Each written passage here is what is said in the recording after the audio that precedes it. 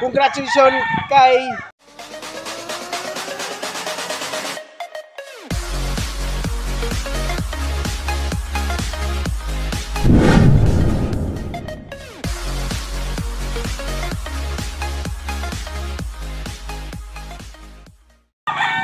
Welcome back mga kalatan. Ngayon araw po pag-usapan mo natin yung parapol natin na pulet pag umabot na tayo ng 9,000 subscriber.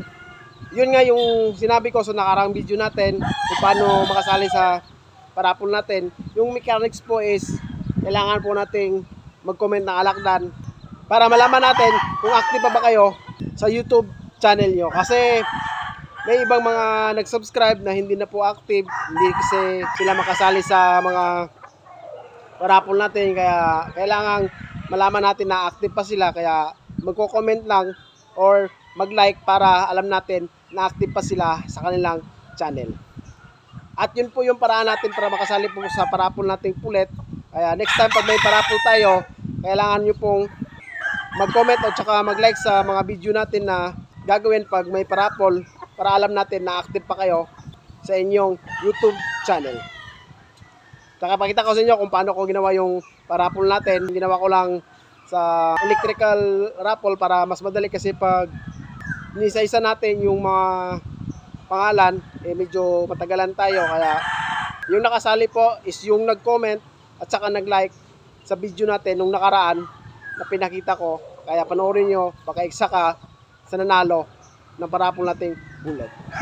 Yung paraan po natin sa parapol natin is unang raffle, kailangan natin merong manalong 3. Tapos pag may nakuha na tayong 3 na pangalan is iraraffle ulit para kumuha tayo ng isang winner ng Boston Rawhead na pulet. Kaya ito yung ginawa ko sa parapol natin.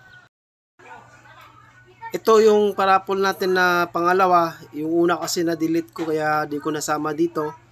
Ito yung pangalawa, si Dexter Amorano. Tapos yung una po ay si Godofredo Pepe. Yun po yung pinakaunang nakapasok sa parapol natin. Tapos ito yung panghuli, si Joyboy TV. Ayan. Tapos rarapol natin ulit silang 3 kung sinong mananalo.